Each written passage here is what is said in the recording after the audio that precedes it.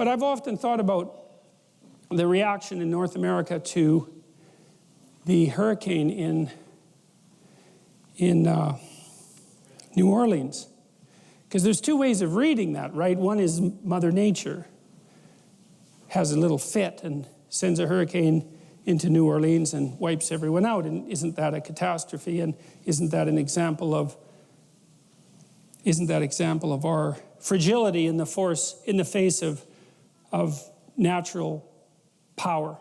But there's another way of reading it. Maybe this is unfair, but it'll do for the purpose of illustration. It's like, you know, the Dutch build dikes, right, to keep the ocean back. And they're actually pretty effective at that because their country is mostly underwater. And it turns out that if you go to Holland, it's actually not underwater. And so their dikes are working. And so the Dutch, who are very organized people, and they better be because their country is supposed to be underwater, right? So you better be organized if your country is supposed to be underwater. And so they are very organized, and they have a rule for their dikes, which is they try to estimate the worst possible oceanic storm that will come in 10,000 years and make sure that the dikes will withstand that. Well, from my reading, the Army Corps of Engineers in New Orleans built the dikes for a storm every 100 years. And that's not so good because we live about 80 years, let's say, so that means the probability that one of those storms is going to come whipping by in a lifespan is pretty damn high, and then, so that perhaps wasn't the wisest of planning, especially because some of New Orleans is actually supposed to be underwater. And then worse, you know, Mississippi is a state that's quite well known for its corruption. And so you might also say that a tremendous amount of the money and time and resources that could have and should have and was planned to go towards fixing the problem didn't. And so the hurricane came along and, oh my God, wasn't it a natural disaster? And the question is, what bloody well makes you so sure that it was a natural disaster, right? Because if the infrastructure would have been maintained and built to the specifications that were certainly technically possible and would have actually been less expensive in the long run to build, and everyone knew it, and the hurricane came along and wiped out the city, why do you think that's a natural disaster? To me, that's a natural example, if you think about it from a metaphorical perspective, of a judgmental God deciding to use a flood to teach a moral lesson. And you might say, well, that's pretty harsh. What about all those flood survivors? It's like, yeah, well, the whole flood thing was kind of harsh. And so pointing out that there were steps that could have been taken and also that I doubt in the aftermath have been taken, even though everyone knows now exactly what had happened, is you might consider it a diagnosis, but it's irrelevant because what I'm really trying to tell you is how the mythological stories would line up on this, because you can tell a story about Mother Nature manifesting her catastrophe and potential for tragedy, or you could tell another story of an absolute failure of the human social structure and the human individual level because of the corruption to address a problem that everyone knew was there. And so that's a good example of how the flood comes when you're not behaving properly. You know, and one of the things that's quite interesting about the Old Testament and the people who wrote it is that they always assumed that if the flood comes, that meant you weren't prepared. That's the rule, right? It's like the a priori axiom. They think, you got flooded out? Hey, you weren't prepared enough. Well, how can you tell? Well, you got flooded out, right? That's the evidence. And you might say, well, that's not very fair. It's like, fair isn't the point. The point is, do you want to get flooded out again or not? Because fair would be, well, you better figure out why you got flooded out and fix it so it doesn't happen again. And that's the moral thing to do when you're thinking about morality, as walking the path that's most appropriate to get to the destination that you think would be the best possible destination. By the mere fact that it exists, that is, it lives and produces, the cosmos gradually deteriorates and ends by falling into decay. That is the reason why it has to be recreated. In other words, the flood realizes on the macrocosmic scale what is symbolically affected during the New Year festival, the end of the world and the end of a sinful humanity, in order to make a new creation possible. Well, that's an interesting, there's a lot of information packed into those few lines that Eliade wrote, because he also, in the Mesopotamian rituals, the Mesopotamians would act out the collapse of the kingdom into chaos, essentially, at the New Year's festival. It's kind of what you do when you make resolutions, because like it's a degenerate, what you'd say is our proclivity to make New Year's resolutions, sort of a degenerate ritual. And I don't mean that it's bad, I mean that it's the remnants of something much grander.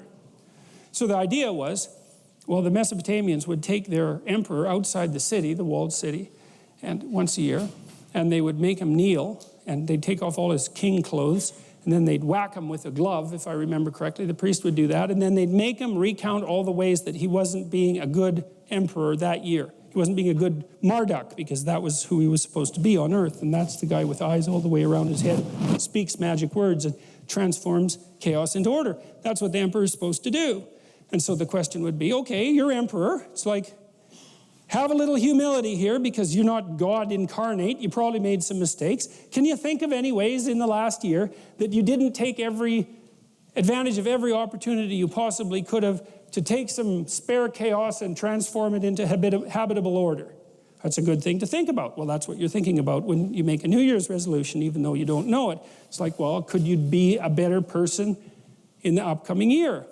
Well,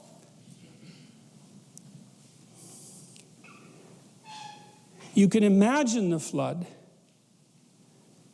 and then you can set yourself straight, and then you can prepare for it. And that means maybe you can stave it off, but it also means that maybe even if you don't stave it off, you could ride it out. And that's actually the story of Noah. Because what happens with Noah is that he can see that things are not good, and that there's a flood coming. And God is maybe letting him know. And it says in the story that Noah walked with God. Remember, and that's what Adam did before he got all self-conscious about the whole thing. He walked with God. We'll talk about that more next time. But what that would mean maybe is because Noah was straight, and he put himself together, and his familial relationships were good, because it also says that his antennae were working. And he could see a little farther into the future than someone whose vision was completely obscured by fog and chaos. And he could tell that things were not going to go well. And so he prepared for it. And because he prepared for it, well, then things actually went pretty well for Noah, even though the flood came. And so that's an interesting thing, because that's an indeterminate issue in human existence. How big a hurricane would it take to wipe out New Orleans if everyone was prepared? Well, you're not going to wipe out the Dutch. I mean, that's going to be a tough one, man. You're going to have to conjure up a pretty damn big storm to take out their dikes. Well, how thoroughly defended could New Orleans be if nobody in the municipal and state governments was corrupt? Well, end of the hurricane problem, because that's something that we could clearly deal with. We know how to do it. And the same applies in your own life, is that there are floods coming. You can bloody well be sure of that. That's absolutely 100% certain. Some of them are going to be personal. Some of them are going to be familial. Some of them are going to be social and political and economic. It's like, are they going to be catastrophes for you? Or are you going to ride them out? Are you going to prepare? Well, the first issue might be, well, do you have your act together well enough to see them coming with enough advance warning so that you can take proper measures? Maybe just to sidestep it. Maybe just don't go where the flood is going to be. That's a simple thing. But maybe you don't have that luxury, right? And so it is going to be a catastrophe. Maybe someone in your family is going to get really, really sick, right? And maybe there's just a tiny pathway through that everything doesn't fall apart. It doesn't end in divorce. It doesn't end in death. It doesn't end in sorrow. It doesn't end in catastrophe. But the margin of error is like slimmed down to virtually zero. And every imperfection that you bring to that situation is going to increase the probability that that tragedy is going to turn into something indistinguishable from hell. And that's coming. It's coming your way. Absolutely, certainly. And so then you might think, well, since it's coming your way, maybe the best thing to do is to put yourself together so that when it comes, it can be the least amount of awful possible. So I'll close with a story. This was a very affecting story for me. My mother-in-law had frontotemporal dementia, and she developed it quite young. She was about 55, something like that. and her husband, who was very extroverted, man-about-town guy. I grew up in a small town. Everybody knew him. He was charismatic, drank too much, charismatic, good businessman, quite a remarkable person, a real character. But not exactly a family man, even though he provided for his family very well. But when his wife got sick, he really took care of her, man.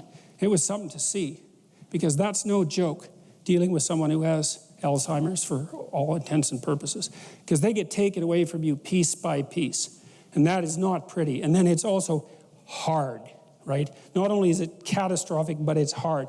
And Jesus, he just stepped into that like perfectly. And it was way less awful than it could have been. It was just a tragedy. It wasn't hell. And then I was there when she died, and my wife's family are actually pretty good at dealing with death, as it turns out. My wife's sister is a palliative care nurse, and you have to be a pretty tough cookie to be a palliative care nurse, but you can do it, which is pretty interesting, because that means that you can go make relationships with people at the last stages of their life that are genuine relationships, and people just die on you nonstop. And yet, you know, she's a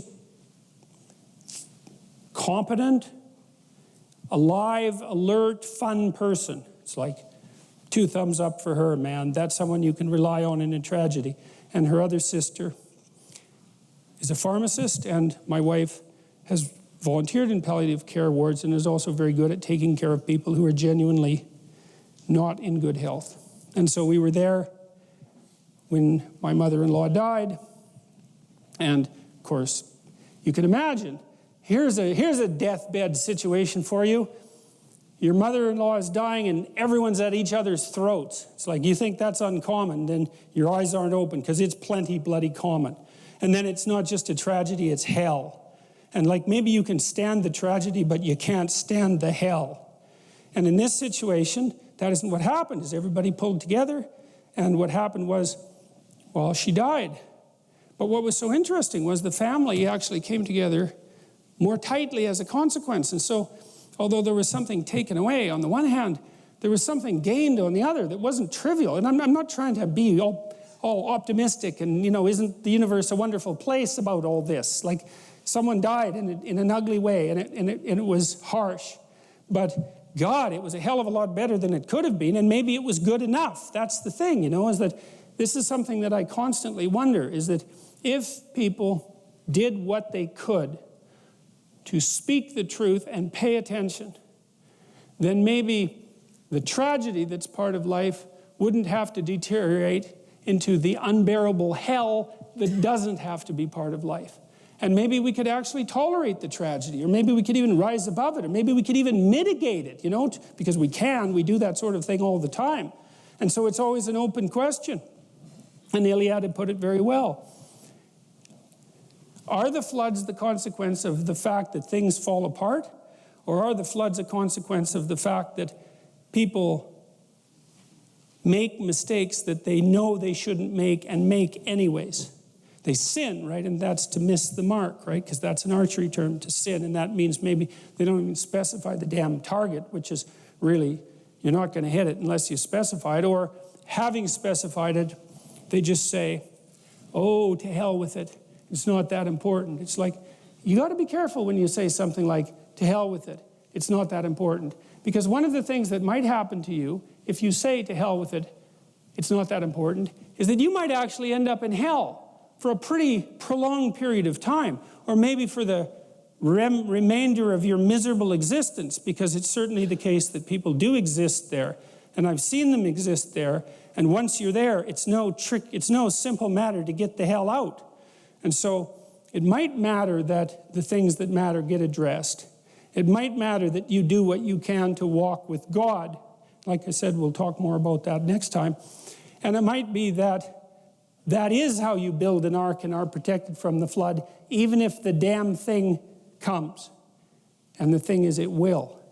And this is a funny thing, too, that I've noticed about our education system and the way we teach students and their trigger warnings and all of that absolute rubbish I think in most of my lectures I'd have to have a trigger warning every 15 seconds. So, as I tell my students when they're young, it's like, look, don't fool yourself. You know, you're going to develop a serious illness, at least one, maybe 2 or 3, and one of them is likely to be chronic. And if it isn't you, it's going to be someone you love. It's going to be your husband, it's going to be your parent, it's going to be your kids. That's coming. And so is a lot of death and pain. And so, like, just exactly what sort of person are you going to be when that shows up? And that's the right question. It isn't, how are you going to be happy in your life? It's like, good luck with that. It's a stupid ambition anyways, as far as I'm concerned, because it's too shallow. You know, happiness, you're lucky. That comes and goes like the sun coming out from behind a cloud. If you're happy, man, more power to you. Enjoy it. Enjoy it. It's a gift from the cosmos to be happy. But a pursuit, no, the pursuit is when the damn flood comes, you want to be the person who built the ark. And that's what the story of Noah is about. And the thing is, the flood is always coming. And that's another thing that's worth commenting on with regards to this story is, you know, there's an apocalyptic element to the Judeo-Christian tradition. There's an idea that the end of the world is always at hand and that you should prepare to be judged. And the thing about that is it's true. And the reason it's true is because the end of your world is at hand, and it will certainly come. And when it comes, you will be judged, because it will be up to you to figure out what to do with the fact that your world just collapsed. And that'll be a moral problem of ultimate severity, because it'll push you right to your limits, and you'll find out exactly where your unaddressed weaknesses lie, because that's what happens in a crisis.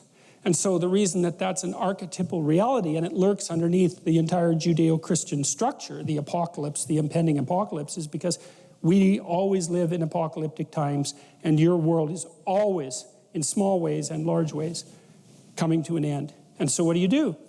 You prepare for it. You prepare for your world to come to an end.